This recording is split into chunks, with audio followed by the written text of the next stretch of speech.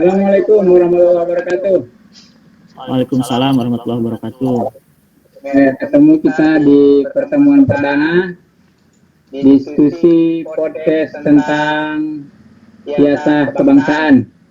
Nah, dulu sejarahnya waktu masih sama-sama aktif di Pengurus Besar Belajar Bahasa Indonesia. Nah, ini ketua umum yang ganteng ini pertama kali kader yang menyusun buku dan menerbitkan buku di penerbitnya dulu penulisnya Kang Randi ya. Ya, Nah, saat yang lain belum berani menulis buku, ini kader angkatan kita pertama yang berani menulis buku dan penjualannya cukup banyak ya. Kang Randi, berapa waktu itu Kang Randi penjualan? Masih terbatas. Tapi ya, tapi kan sekarang kita mau terbitkan lagi dengan harapan gagasannya bisa lebih menyebar. Itu nyampe kayaknya 300 ya? Enggak, cetak 500 habis semua sih. Masih banyak yang pesan sebenarnya, cuma ya masih belum dicetak lagi. Ya, untuk sebuah buku baru itu sangat bagus sekali.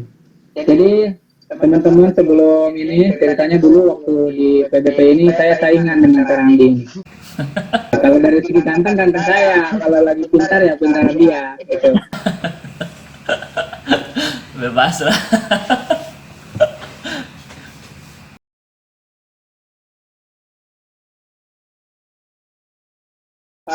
Dulu gimana sejarahnya tuh? Kenapa kepikiran untuk bikin buku itu? Jadi buku ini sebenarnya ditulisnya berdua, meskipun saya kan penulis pertama dan utama sama Bung Helmi. Bung Helmi kebetulan hari ini nggak bisa hadir. Nah, dulu juga kalau tidak didorong dipaksa gitu ya sama Bung Helmi, kayaknya buku ini juga nggak bakalan terbit gitu. Kalau cara pikir saya kan, orang bilang lebih perfeksionis gitu ya, kalau belum penuh nggak bakalan tumpah gitu. Cuma karena dipaksa sama Helmi, udah akhirnya ditulis aja dulu, ditulis sebagai awal, yang penting pecah telur dulu gitu. 2016 udah 5 tahun yang lalu. Itu motivasi awalnya gimana sih? Apa saya Nabi gitu punya keresahan gitu, bertanus di Gua Hiro punya keresahan terus menulis kiasah kebangsaan gitu, apa gimana tuh? Jadi saya kan untuk buku ini sebenarnya didasari atas dua sarjana besar gitu ya.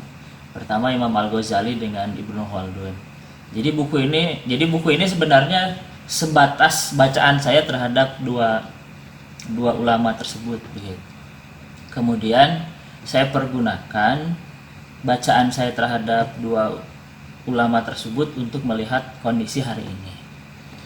Nah, jadi ya dalam konteks Indonesia. Jadi bagaimanapun kan ya ada keresahan gitu ya, atau apapun lah itu ya, keresahan, kegalauan, kecemasan bercampur baur gitu, dan yang bisa saya lakukan adalah menulis begitu.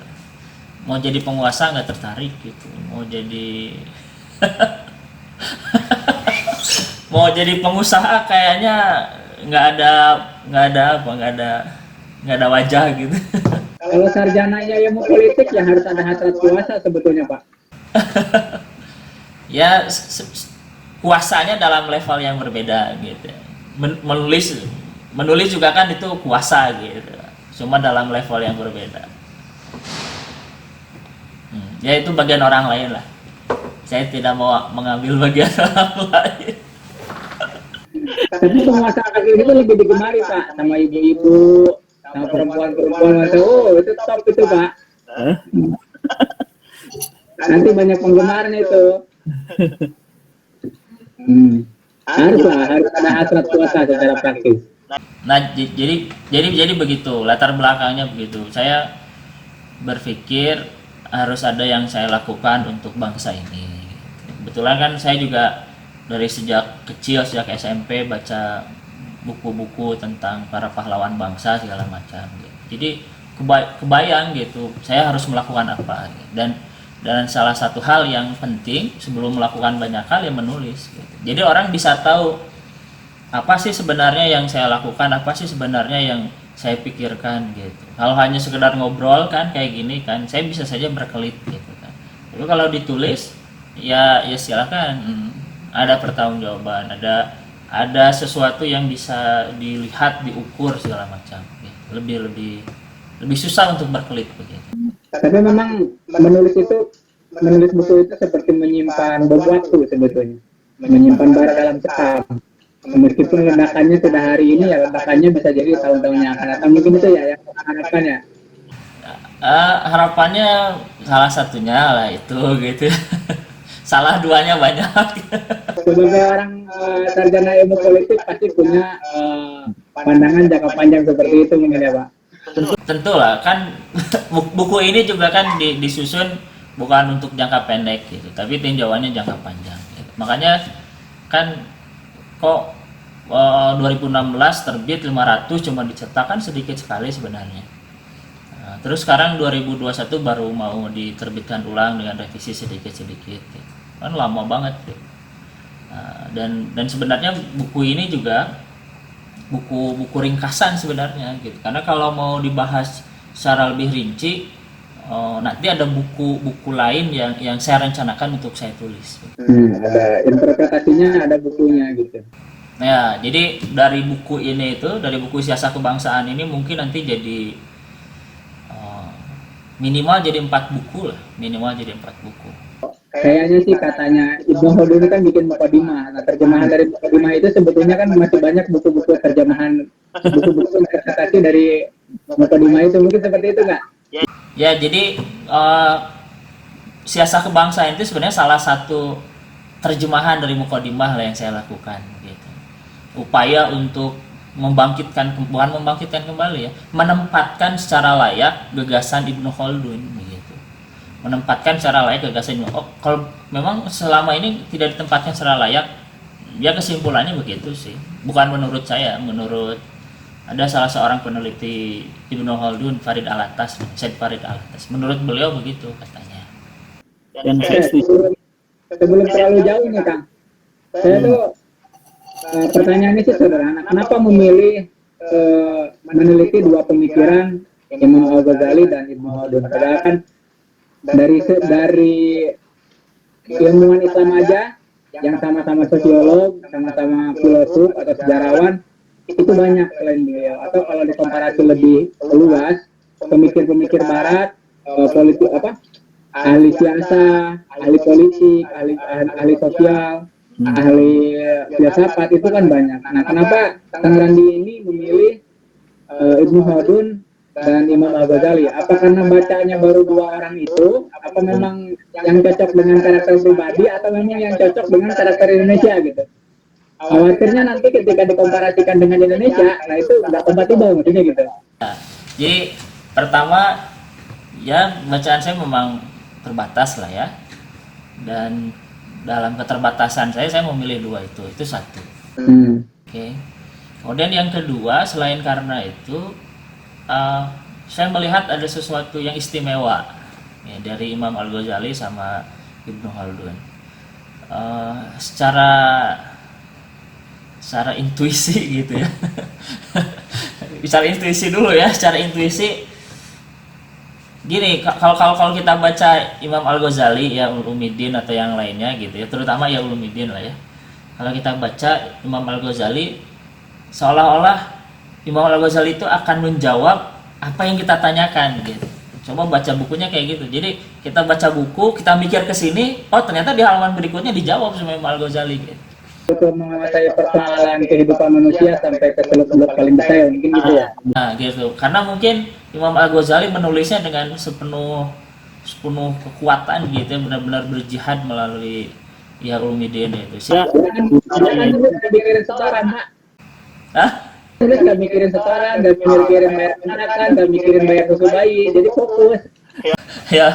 ya Imam Al-Ghazali kan menulis ketika berkelana ya 10 tahun ditinggalkan semua jabatannya gitu.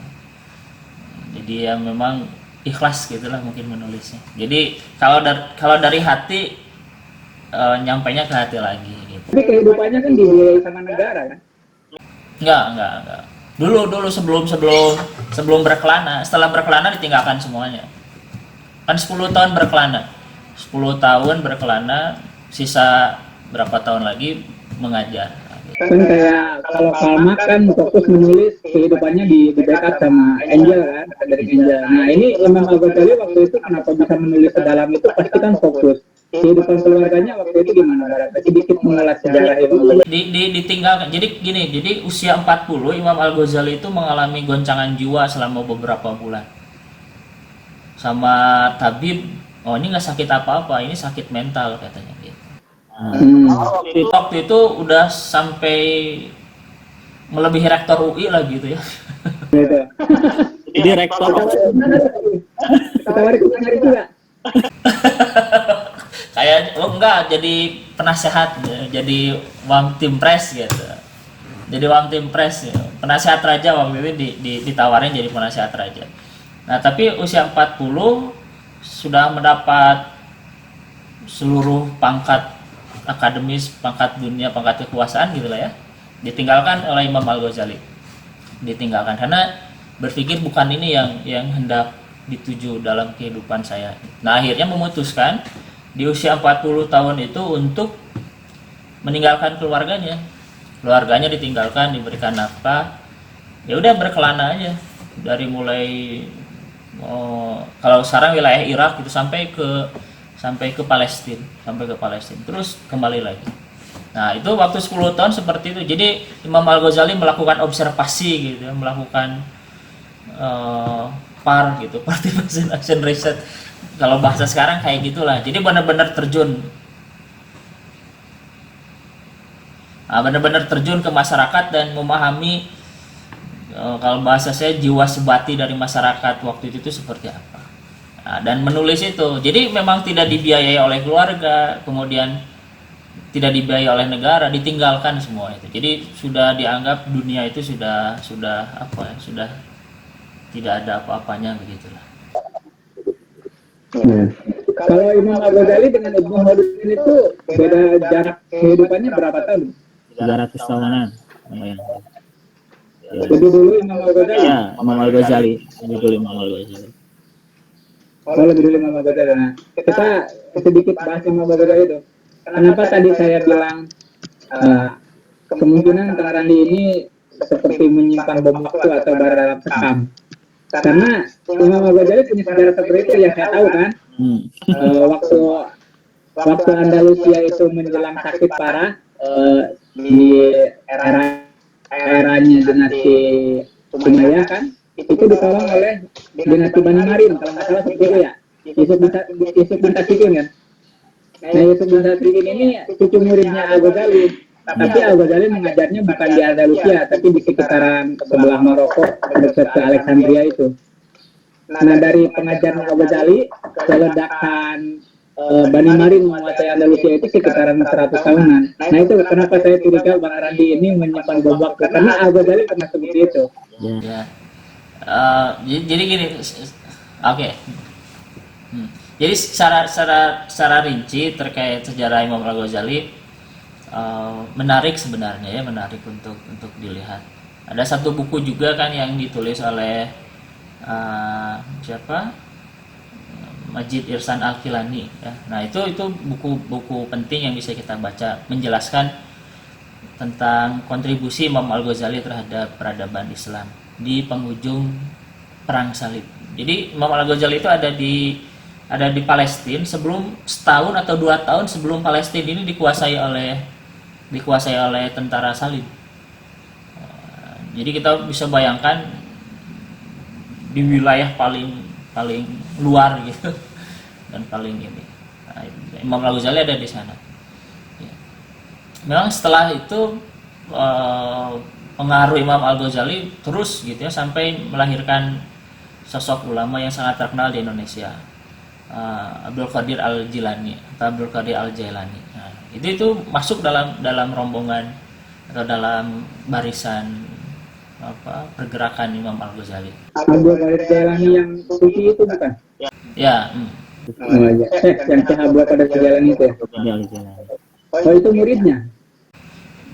Bukan murid secara langsung, tapi maksudnya masih meneruskan perjuangan gitu. Jadi Abdul Qadir Jailani itu berjuang, dan yang meletakkan dasar perjuangannya itu Imam Al-Ghazali. Gitu. Oh iya. Termasuk yang siapa? Penakluk Yerusalem dari Islam itu. Tentara itu. Itu tuh Salahuddin Al-Ayyubi itu lahir 100 tahun setelah, kurang lebih lah ya, lahir 100 tahun, bukan, lahirnya itu 50 tahun setelah Al-Ghazali meninggal, kurang lebih gitu ya. Dan mencapai keberhasilannya 100 tahun setelah Imam Al-Ghazali meninggal. Nah, itu bagian dari hasil pergerakan Imam Al-Ghazali yang dilanjutkan oleh ulama-ulama setelahnya. Dia membangun fondasi kaderisasinya seperti itu mungkin ya, Al-Ghazali itu ya. Ya, membangun fondasi kaderisasi dan keilmuan. Secara keilmuan gitu. Jadi ya saya ini hanya bagian kecil lah ya kalau dibanding dengan perjuangan Imam Al-Ghazali dan ulama-ulama besarnya, hanya bagian kecil saja gitu ya. Terus ke Ibnu Khaldun ya, sebelum terlalu jauh membahas siasa kebangsaan, kita bedah dulu sosok dua orang ini ya, karena ini menjadi bukan topik utama ya, nilai utama ya, misalnya pilar utama berdirinya buku ini gitu. Nah, terkait Ibnu Khaldun ini sendiri gimana Kang Adi? Kenapa sangat favorit sekali? Kalau saya justru saya anggatannya lebih tertarik sama ilmuwan barat, Machiavelli ya, kemudian Napoleon, apa lagi lah, Alfon Clausewitz. Nah itu saya lebih favorit yang kayak gitu. Nah, kenapa lebih ke Imam Al-Ghazali, ke Ibnu Khaldun? Oke, jadi gini, Ibnu Khaldun ini kan politisi dulunya ya, politisi malang melintang, dan memang cerdas begitu. Tapi gagal itu maksudnya tidak stabil begitu. Jadi ketika ini berkuasa ikut, kemudian ketika ini pergi, nah kayak gitulah. Intinya politisi teknokrat gitu, tapi politisi teknokrat gitu. Kalau membayangkan sekarang politisi itu politisi culas gitu. Enggak, itu Ibnu Khaldun itu bukan politisi culas, dia teknokrat, dia pemikir, tapi dia juga seorang politisi gitu. Soekarno enggak? Teknokrat juga kan? Soekarno itu bukan teknokrat sih.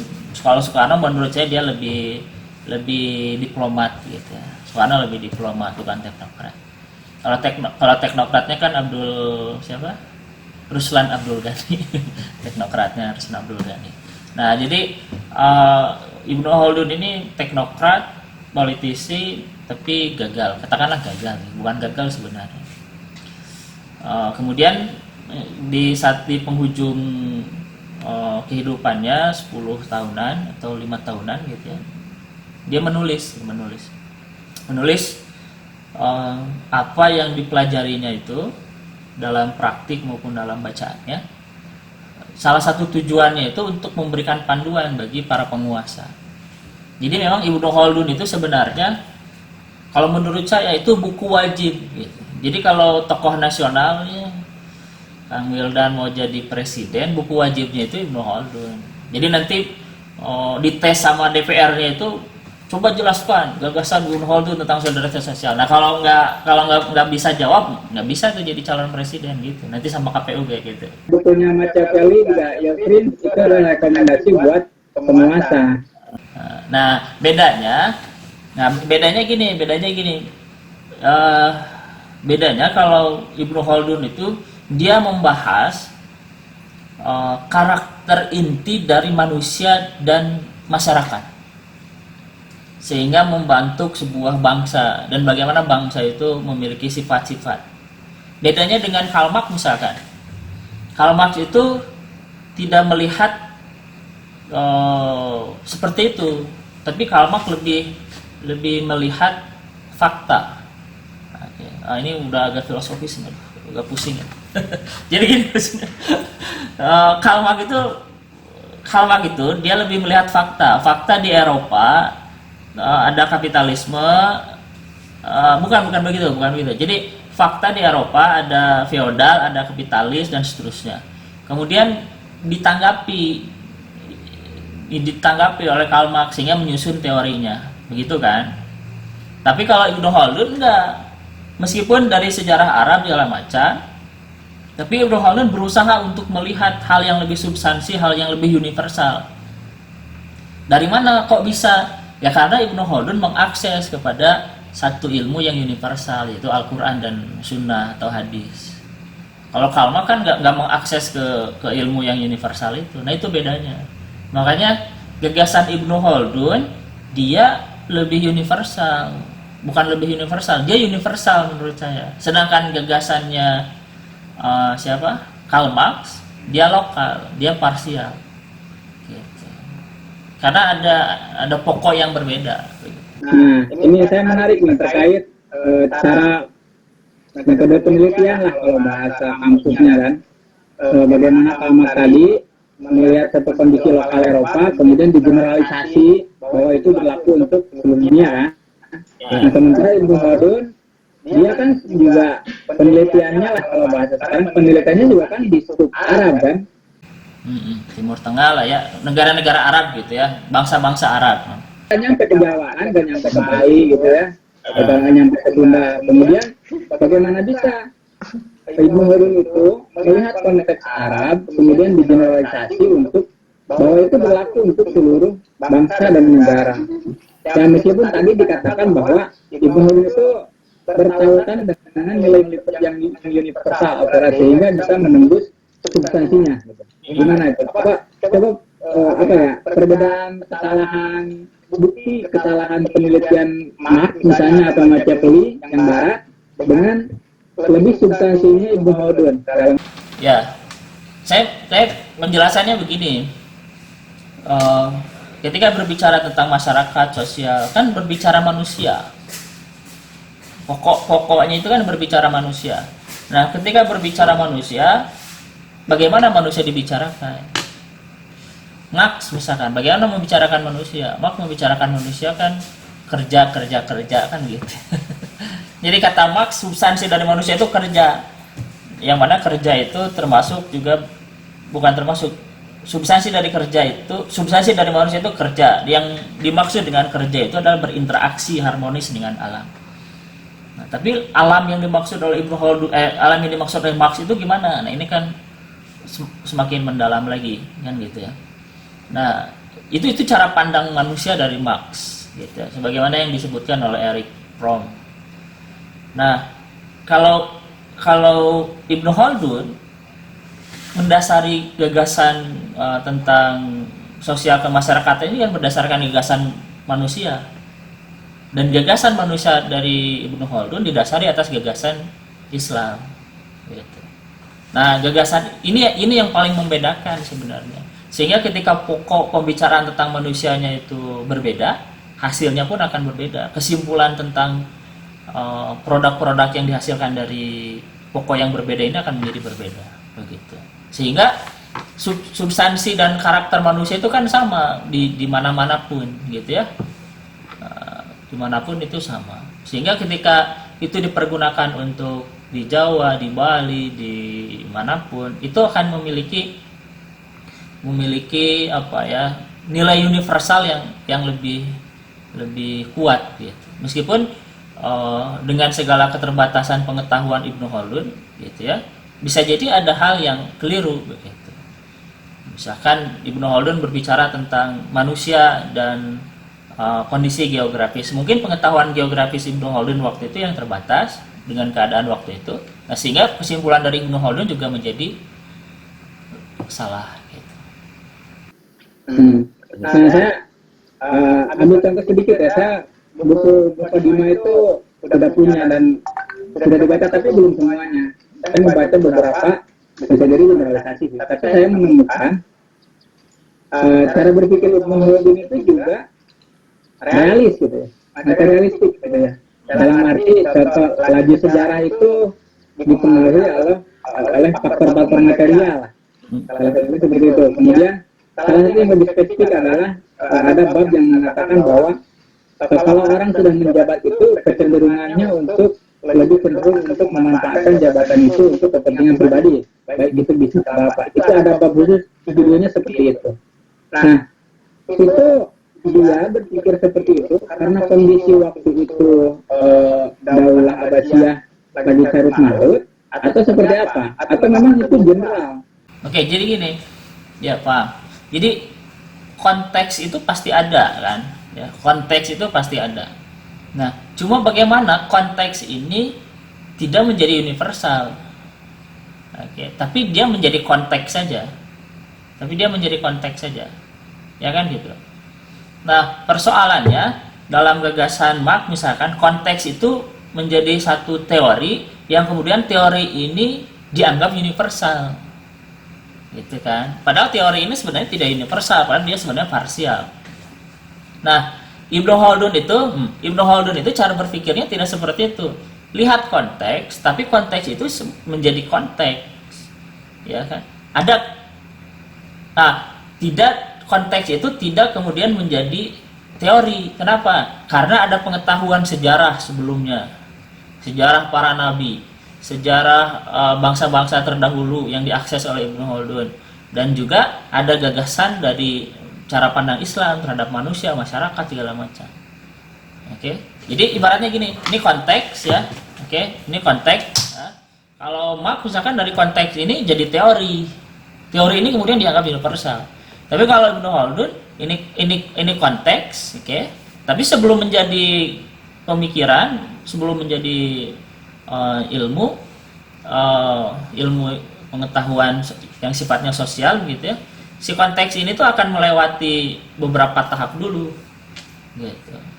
Ada sejarah bangsa terdahulu, ada gagasan atau konsep penting dari Al-Quran dan hadis. Nah, baru disimpulkan gitu, ini terkait sedikit membahas tentang konteks dan teori itu ya. Saya pikir contoh misalnya Machiavelli ya. Karena Machiavelli bukunya tipis, makanya saya bacanya tamat gitu ya. Nah, kesalahan terhadap Machiavelli itu bukan kesalahan Machiavelli kalau saya lihat ya. Machiavelli menyatakan konteks. Inilah realitas politik di Eropa waktu itu. Karena dia juga termasuk orang yang salah, kemudian dia menulis buku itu sebetulnya dalam bentuk makian. Makian terhadap keadaan. Karena aslinya Machiavelli itu spiritualis, yaitu moralis. Gitu ya. Tapi kesalahannya bukan pada Machiavelli, tapi kesalahannya adalah para pembaca yang menganggap bahwa makian itu sebagai teori yang baku. Gitu. Nah, apakah itu juga terjadi pada Marx dan juga pada Ibnu Khaldun? Saya yakin bisa jadi kesalahannya kalau ada pada pembaca akan juga terjadi kekeliruan kalau misalnya Ibnu Khaldun menyatakan bahwa ini adalah konteks waktu itu peradabannya seperti inilah sosialnya. Tapi pembacanya mengatakan bahwa ini adalah teori yang baku yang sifatnya universal. Ada nggak kemungkinan terjadi seperti itu? Kemungkinan seperti itu ada pasti gitu ya. Misalkan saya contohkan dulu Marx misalkan ya. Marx itu kan dikritik juga kan. Pengikut Marx itu mengkritik Marx juga. Artinya apa? Bacaan terhadap Marx itu berbeda-beda gitu. Bahkan memberikan kesimpulan yang berbeda-beda gitu dari setiap pembaca terhadap Marx itu. Nah, jadi itu juga berlaku pada Ibnu Khaldun gitu. Makanya tadi sejak awal saya katakan ya ini sebatas bacaan saya terhadap Ibnu Khaldun gitu. Bacaan saya terhadap jadi saya mengatakan ini universal, tapi menurut pembaca yang lain enggak, itu enggak universal. Saya kira itu sesuatu yang wajar gitu, perbedaan. Ini tidak terlalu dalam, tapi cukup sebetulnya untuk membangun paradigma bagaimana fondasi baru mulai panas sudah dihentikan. Makanya kan topik utama kita itu bukan Ibnu Khaldun. Topik utama kita itu kan buku Siasat Kebangsaan yang kebetulan fondasi pilarnya adalah pemikiran Ibnu Khaldun dan Imam Al-Ghazali. Dan itu juga harus dipahami oleh pembaca supaya ini orang tahu nih dasarnya apa, kenapa Kang Randi berpikir seperti ini. Nah, sebelum ini sedikit sebetulnya apa yang menjadikan perbedaan jalur mungkin ya atau segmen dari Ibnu Khaldun dan Imam Al-Ghazali ini. Sebab kalau dua-duanya sama misalnya, ini pemikir negara, ini pemikir negara, kenapa harus dua gitu? Oh ya. Pasti kan nanti mengambil dua ini karena yang satu ini ke sana, yang ini ke sana, itu maksudnya. Apa sih Paham. ininya gitu? Ya, Ini kan tidak itu penting untuk saya jelaskan. Itu penting untuk saya jelaskan. Jadi gini, Imam Al-Ghazali itu terkenal sebagai sufi, tasawuf. Gagasannya tentang manusia. Meskipun gagasannya tentang manusia, sebenarnya bahasan Imam Al-Ghazali itu sangat luas gitu ya, sangat berbicara falsafah, sains segala macam. Nah, cuma kenapa saya letakkan dalam siasat kebangsaan Imam Al-Ghazali? Karena itu memberikan kerangka bagi hal-hal yang sifatnya filosofis. Jadi dasarnya itu dari Imam Al-Ghazali. ya. Kemudian ibaratnya dia paling dasar. Imam Al-Ghazali ibaratnya paling dasar. Nah, di atasnya yang berbicara tentang sosial manusia itu ada Pemetaan sosialnya. Nah, itu Imam Al-Ghazali. Jadi memperbaiki dirinya itu Imam Al-Ghazali. Memperbaiki sosial masyarakat. Nah, itu Ibnu Khaldun. Begitu. Jadi kalau sederhananya dari segi nilai visi ini dari Al-Ghazali ngambilnya. Tapi dari segi pemetaan sosial, pemetaan masyarakat dan strateginya kayaknya dari Ibnu Khaldun ya, karena yang lebih berbicara tentang laju perubahan sosial, pemetaan sosial, dinamika sosial itu Ibnu Khaldun lebih banyak mungkin ya seperti itu. Ya. Antara keduanya tidak ada pertentangan sebenarnya. Tidak ada. Iya. Ya, yang satu mobilnya, yang satu kendaraannya, ibaratnya seperti itu kan. Yang mobilnya ini Imam Al-Ghazali. Nah, jalannya ini, oh iya, ya. Turun gitu ya. Ya kayak gitu. Contoh misalnya Ibnu Khaldun berbicara siklus perubahan sosial, siklus 20 tahunan, siklus 40 tahunan, siklus 100 tahunan, kemudian peta struktur sosial kan Ibnu Khaldun lebih berbicara seperti itu kan. Nah ini kan seolah-olah Ibnu Khaldun yang memberikan jalan nih, kalau mau sampai ke sini, gini nih jalan-jalannya gitu. Tapi orang pakai kendaraan apa, pakai baju apa, pakai nilai apa, nah Imam Al-Ghazali mungkin yang ininya kan, yang memberikannya, seperti itu ya. Saya paham. Ini kan jarang yang orang kan lebih banyak langsung terfokus kepada siasat kebangsaannya, tidak kemudian membaca akar-akarnya seperti apa, kemudian kerangka dasarnya itu apa sebetulnya gitu. Kenapa? Mohon maaf, saya membedah lebih dahulu secara singkat profil pemikiran dari kedua figur ini, termasuk kedudukannya gitu. Kita lebih spesifik ke bukunya gitu. Saya kan bukan ahli branding, tapi cukup kalau dibanding teman-teman saya yang lebih dalam urusan branding kan, dari segi penjudulan misalnya. Dalam branding itu kan membuat judul, tagline itu hal yang utama. Setelah produk value, tadi value-nya sudah bagus, tinggal ini pengemasannya. Nah, siasat kebangsaan. Kenapa sih dinamai siasat kebangsaan intinya gitulah? Karena kan pertama dari awal kalau menurut saya ya misalnya ya, siasat kebangsaan itu bahasa yang pertama tidak ngepop, kemudian rumit, tidak marketable, terus kayak kolot banget gitu ya. Sementara segmen pembacanya waktu itu ketika Kang Randi itu mencetak buku itu, segmen pembacanya banyaknya pelajar, anak muda. Meskipun ya kalau pelajarnya PI kan banyak baca buku, tapi kalau pelajarnya yang tidak terlatih di dunia kaderisasi, itu yakin dengan lihat judulnya aja ini kolot banget buku kan gitu. Satu itu. Yang kedua, dari segi ideologis misalnya, kebangsaan itu kan secara ideologis, apalagi kalau saya baca buku-bukunya terbitan ini ya, yang anti nasionalisme itu, nah udah kalau dengar istilah kebangsaan itu sudah ini pemecah belah kesatuan negara-negara Islam seluruh dunia, yang menghancurkannya adalah ideologi kebangsaan. Nah itu kenapa? Tapi ini adalah basic value-nya adalah Imam Al-Ghazali yang spiritualis, yang pasti ujung-ujungnya itu adalah persatuan seluruh umat manusia. Sementara ini brandingnya adalah kebangsaan gitu. Nah itu maksudnya. Jadi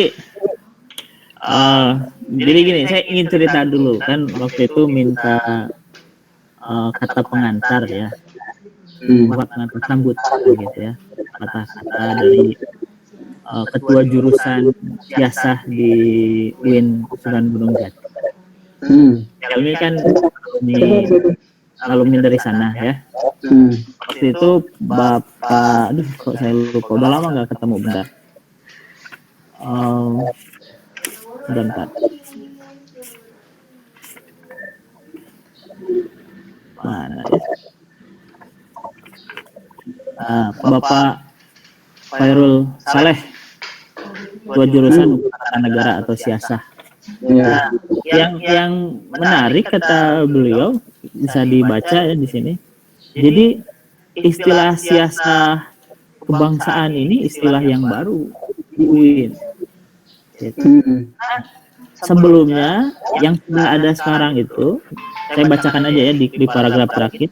Siasah kebangsaan merupakan terobosan baru terhadap pemaknaan siasah, di mana literatur klasik hanya mengenal siasah dusturia kenegaraan, siasah politik luar negeri, siasah ekonomi keuangan malia, siasah legislatif, siasah peradilan, kemudian siasah administrasi, dan kemudian siasah eksekutif. Tidak ada istilah siasah kebangsaan atau siasah malia gitu ya. Saya juga heran kok bisa gitu ya, nggak ada istilah siasah kebangsaan gitu. Apa hanya saya yang mahiwal gitu, sensasional. Sensasional gitu ya, atau gimana gitu.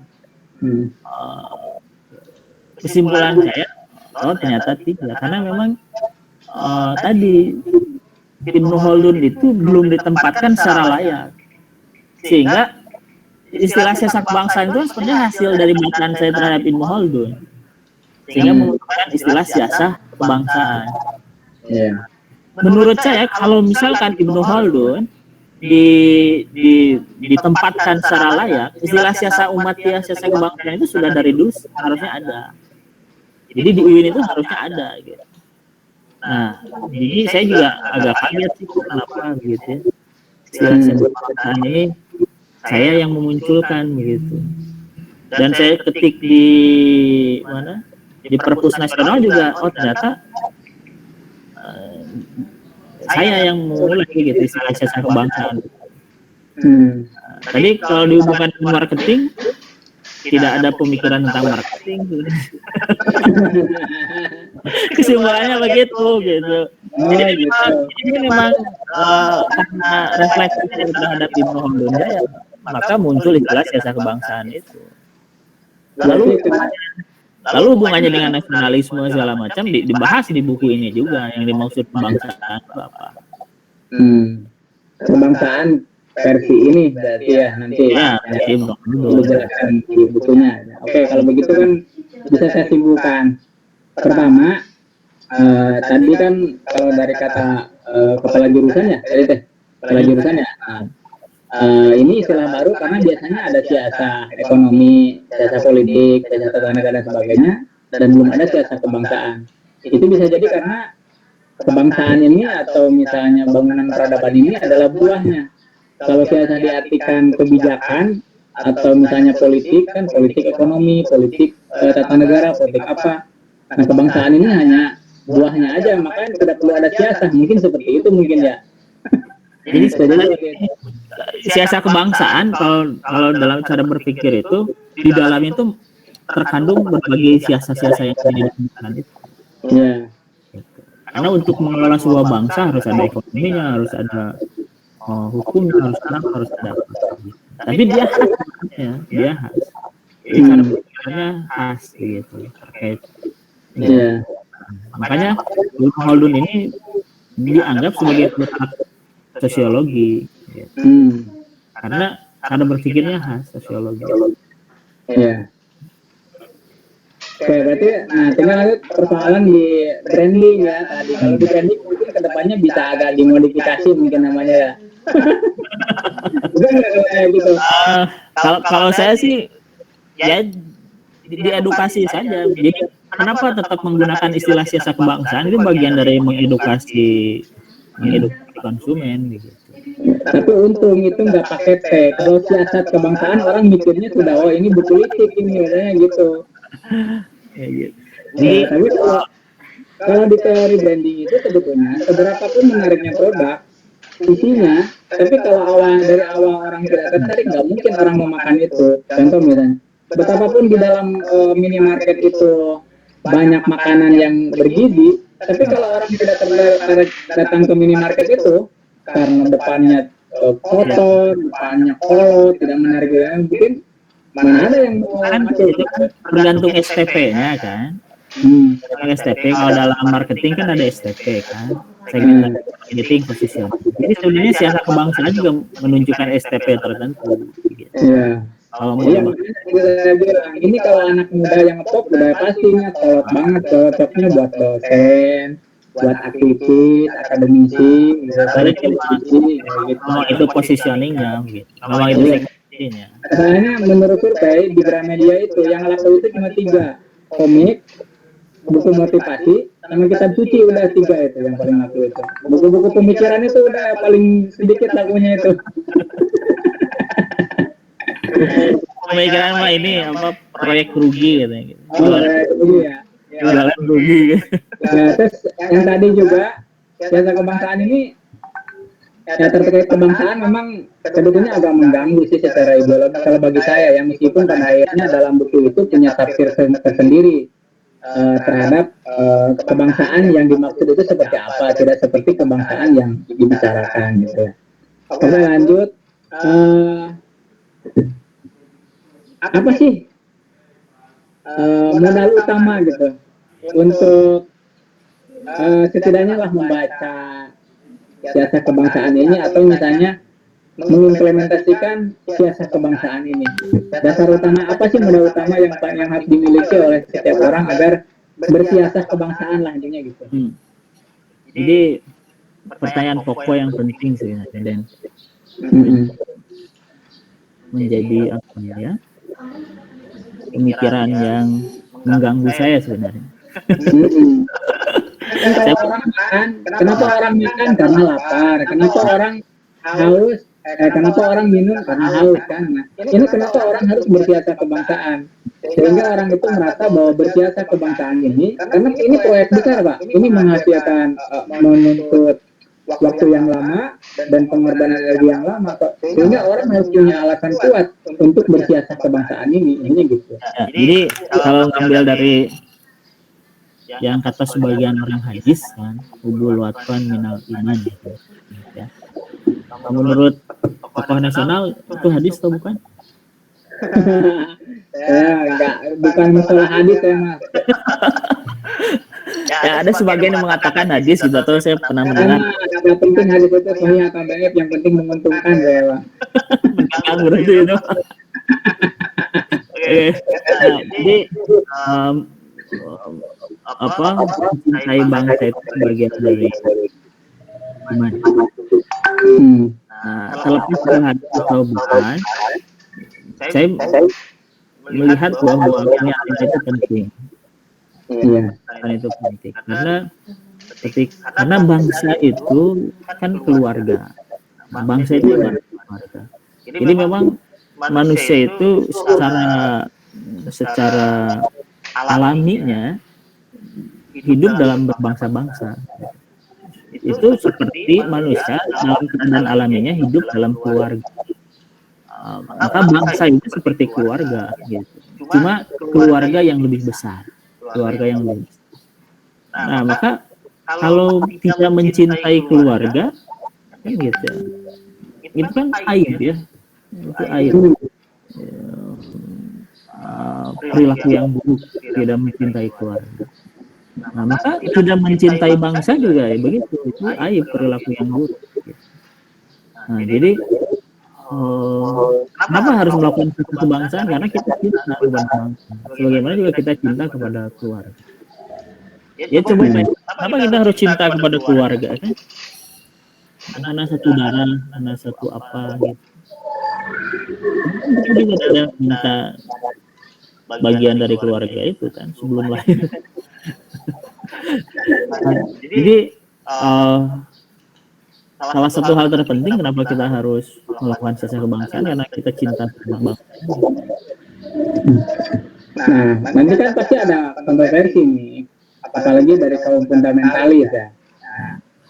Kalau cinta, apalagi kalau mengeluarkan hadis yang tadi, buatan minal iman, wah itu sudah sangat kontroversi dari kaum fundamentalis. Termasuk saya juga agak gatal itu sebetulnya.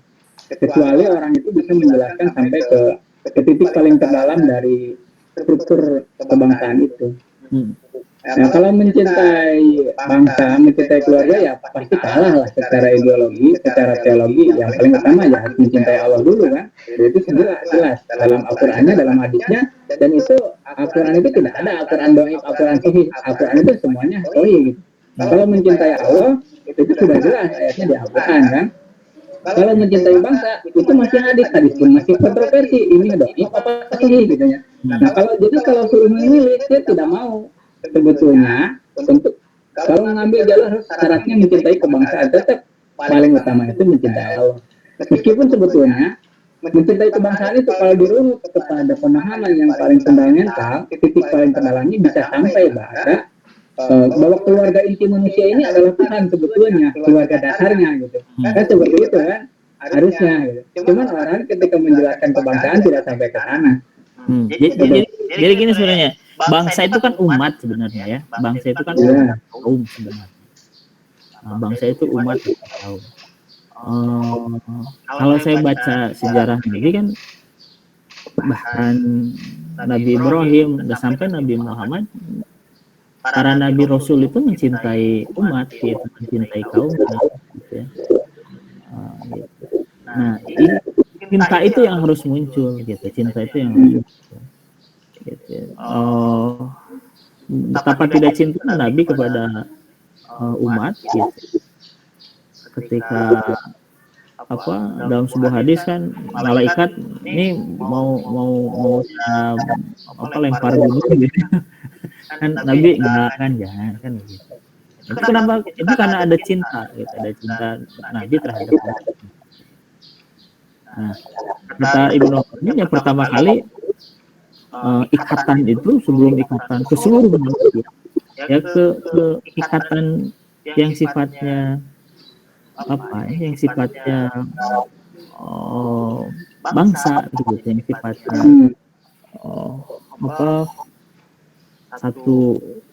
satu suku, satu bahasa dan seterusnya. Itu yang paling dekat gitu. Seperti kita mencintai juga tetangga gitu kan, mencintai juga keluarga yang lain. Tapi sebelum mencintai ke keluarga yang lain kan pertama kali kita melindungi keluarga kita dulu agar tidak masuk neraka kan gitu. Nah, Muhammad, saya potong dikit. Itu kan mencintai bangsa, itu kan ungkapan Ibnu Khaldun ya. Ya, seperti itu ya. Enggak, itu ungkapan saya.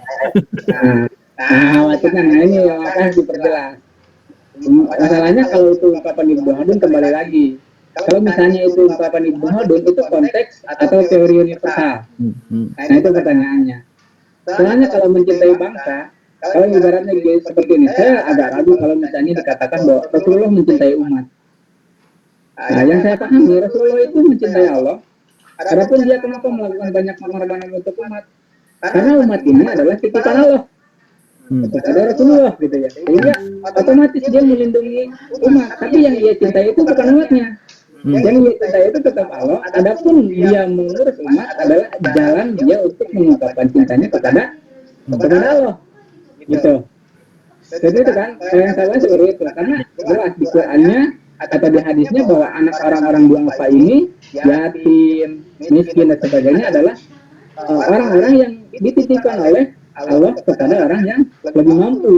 Adapun Rasulullah kemudian mengurus umat, mengurus duafa, mengurus tanah air itu karena alasan utamanya bukan cinta kepada tanah airnya itu.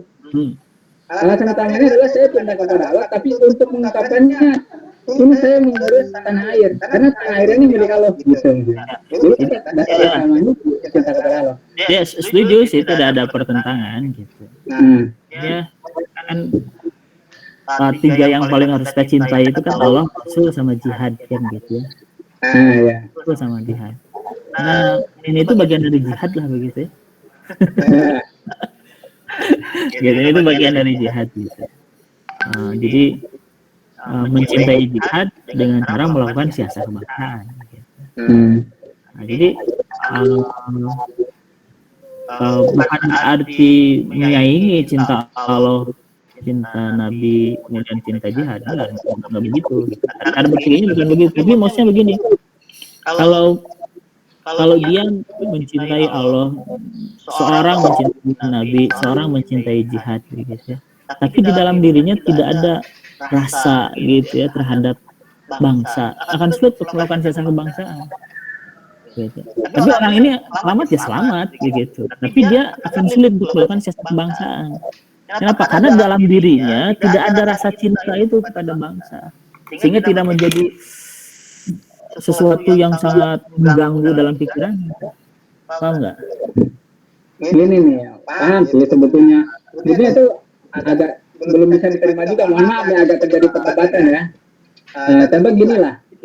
Saya jelaskan dulu gini. Yang belum beres, yang gosan belum beres. Jadi gini, misalkan ya, dalam dirinya itu tidak ada cinta terhadap bangsa gitu ya, karena tidak menjangkau hal itu. Dia menjadi pejuang keluarga saja. Dia menjadi pejuang keluarga saja misalkan gitu ya. Yang dia pikirkan ya keluarga saja. Dia cinta keluarga saja begitu ya. Ya udah nggak apa-apa. Itu sah, itu tidak celaka, itu selamat begitu ya. Tapi kalau dia hanya cinta keluarga saja, kemudian ingin melakukan siasat kebangsaan agak sulit. Gitu, agak sulit. Kenapa? Karena dalam dirinya hal-hal yang bersifat kebangsaan itu tidak menjadi bagian internal. Maksud saya begitu. Oke, kita agak dalam nih karena ini fondasi utama ketiga ya dari dari keseluruhan buku ini fondasi pertama buku ini ya.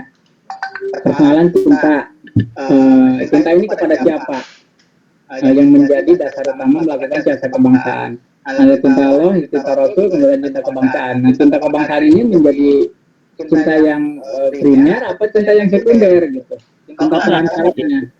Ya itu suatu yang itu suatu yang tersiar mungkin ya. Maksudnya di bagian jihadnya gitu, di bagian jihad gitu. Kan Allah Muhammad itu suatu yang harus dilakukan oleh siapapun primernya. Nah, jihad ini kan macam-macam. Jihad ini kan macam-macam bentuknya. Meskipun secara spesifik jihad ini kita misalkan maksudnya. Tapi secara umumnya kan macam-macam. Nah, di dalam berjihad ini ketika dia tidak mencintai bangsa, ya, tidak ada dalam dirinya perasaan mencintai bangsa, untuk melakukan siasat kebangsaan agak sulit. Begitu. Kenapa? Karena terkait hal kebangsaan tidak menjadi bagian dalam dirinya. Gitu. Itu yang saya maksud. Bukan saya menempatkan cinta kebangsaan itu menjadi cinta paling tinggi, bukan. Ya itu perantaranya, takaran antara lah kalau dalam strategi itu. Contohnya gini lah, saya sedikit bercerita dulu itu kalau lagi masa-masa inilah. Saya itu diminta oleh perempuan yang saya senangi waktu itu untuk menjaga laptopnya. Laptopnya ketinggalan di satu ruangan. Kemudian perempuan yang saya senangi itu minta tolong menjagain laptop saya. Saya itu menjaga laptop dia bukan karena cinta sama laptop, gitu. Tapi karena laptop itu milik dia, milik orang yang saya senangi gitu. Nah seperti itu. Tapi meskipun saya tidak suka sama laptop itu, tapi karena laptop itu milik orang yang saya senangi, saya menjaganya, saya mengamankannya. Jadi kecintaan utama saya itu bukan pada laptopnya, tapi sama perempuan yang saya senangi itu. Nah maka perlu diluruskan bahwa kecintaan terhadap bangsa ini bukan cinta primernya. Ya, betul. Nah, cinta tersiarnya, sasaran antaranya Kenapa saya menjaga bangsa ini? Kenapa saya melindungi bangsa ini? Kenapa saya memperbaiki bangsa ini? Karena saya cinta kepada pemiliknya dan saya dititipkan bangsa ini oleh pemiliknya kepada saya. Mungkin seperti itu mungkin ya. Nah, terus saya juga ingin memperjelas ya, memperjelas. Contohnya ketika kita cinta pada perempuan, nah, perempuan ini menitipkan kambing, terus kita jaga. Kalau kita tidak cinta kambing gitu ya, tidak suka kambing, bau kok segala macam, mendekat juga muncul segala macam, kita bisa nggak ngurus kambing? Tapi bisa, cinta mah buta Pak. Nah, maksudnya disuruh sama orang yang kita cintai, kita mah buta. Maksud saya seperti itu. Ketika seseorang kalau ditambah kecintaan yang seperti itu bisa lebih total maksudnya seperti itu. Tapi sebetulnya kalau kecintaan terhadap pemilik utamanya sudah besar, itu nggak peduli karena buta Pak. Orang kalau udah cinta itu masuk gorong-gorong juga mau Pak. Ya, masalahnya nanti mungkin begini, karena dia tidak cinta kepada kambing gitu ya, ngurus kambingnya malah mati kambingnya. Nah, itu maksud saya seperti itu. Ya, tapi kan tetap ya, maksudnya itu adalah tambahan gitu ya, tetap. Tapi kecintaan utamanya itu kecintaan terhadap pemilik bangsa ini, sebetulnya seperti itu. Betul. Ya. Mungkin perlu dipahami, khawatir nanti pembaca jadi agak gimana gitu ya, apalagi mengeluarkan hadis hubuwatan minal iman. Sebetulnya tanpa mengeluarkan hadis hubuwatan minal iman pun itu bisa sampai kepada tahapan cinta kepada kebangsaan. Kalau apalagi kalau lebih dalam mempelajari spiritualitas Imam Al-Ghazali, itu bisa sampai ketemu sebetulnya. Kalau dalam penjelasan Imam Al-Ghazali sebenarnya begini, sebuah bangsa itu akan terjaga, sebuah masyarakat itu akan terjaga kalau hanya yang melakukan amar ma'ruf nahi munkar. Jadi mencintai bangsa itu sebenarnya bagian penting dari amar ma'ruf nahi munkar. Objek lah lahan dakwah. Sehingga dia umat Islam akan menjadi umatan wasatan. Jadi mencintai bangsa itu dalam rangka untuk menghasilkan umatan wasatan. Oke, udah clear berarti ya dalam segi modal utama ya. Kemudian yang kedua visi ini, sebetulnya visi dari buku ini apa gitu. Visinya kita kan tadi kan landasannya nih, terminalnya. Nah, sekarang tujuannya apa gitu. Ya. Jadi kan gini, siasa itu dalam maknanya yang khas mengurus atau menciptakan ketertiban dunia untuk keselamatan akhirat. Ya. Sangat sederhana kan? Jadi gimana dunia tertib tapi akhirat selamat. Itu bedanya siasa dengan yang lainnya. Kalau misalkan politik itu kan tidak ada pernyataan akhirat selamat. Secara etik politik itu ya dunia tertib aja. Dunia tertib aja. Tapi di akhirat selamat atau enggak? Oh, itu mah bukan pikiran saya. Nah, siapa yang membedakannya? Gimana dunia tertib tapi di akhirat selamat? Itu kan tujuan secara religiusnya ya. Kalau selamat dunia akhirat semua orang pasti seperti itu. Ini tujuan secara sosialnya, misalnya target perubahan sosial lah, misalnya yang terjadi untuk konteks negeri Indonesia. Visinya itu seperti apa? Ya, jadi kalau menurut hitungan, mungkin nanti kita bisa bahas ya di episode selanjutnya terkait siklus sejarah di Indonesia. Mengikuti aja tujuannya utamanya gimana gitu. Oh ya, tujuannya melakukan siasa agar di 100 tahun bangsa Indonesia ini Indonesia bisa tetap selamat. Kalau ringkasnya begitu. Oh, berarti Indonesia ada ancaman. Oh, tetap ada ancaman, selalu ada ancaman. Nah, ini tuh kontribusi untuk menyelamatkan Indonesia. Mungkin kalau bahasa marketingnya bisa tuh, selamatkan Indonesia gitu. Kan kalau ada partai-partai mah arah baru Indonesia, misalnya Indonesia Emas, Indonesia apa gitulah, jargon-jargon gosipnya kan kayak gitulah misalnya. Nah, siasa kebangsaan ini juga harus punya biar agak menarik gitu. Jadi Ini terakhir kata Bang Radi pertanyaannya ya. jadi kata kebangsaan itu menghendaki agar nanti kan gini sebenarnya.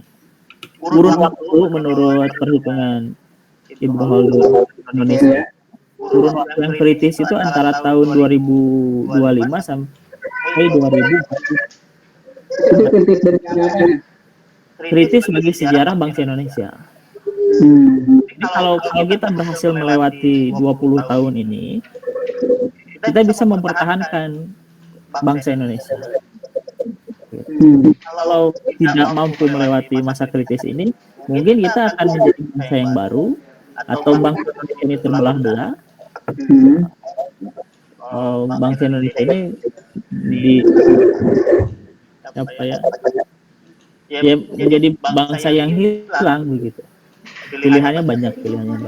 Nah, siasa kebangsaan ini berupaya agar di waktu kritis ini bisa dipertahankan bangsa Indonesia. Kenapa nanti ada pertanyaan, kenapa harus mempertahankan bangsa Indonesia? Itu jawaban di episode lain lah ya. Terakhir, Kang Randi, ini kan orang harus mengenal bentuk ini ya, mengenal bentuk dalam arti orang kan ketika melihat buku, ini buku pemikiran, ini buku motivasi, ini buku strategi, ini buku resep, ini buku apa. Nah kira-kira siasa kebangsaan ini apa ini? Kalau disebut buku resepnya seperti apa? Kalau disebut buku filsafat seperti apa? Kalau disebut buku jalan atau misalnya protap atau juknis ya, istilah katanya seperti apa misalnya? Atau misalnya ini buku motivasi aja kayak buku saya misalnya murni provokasi gitu.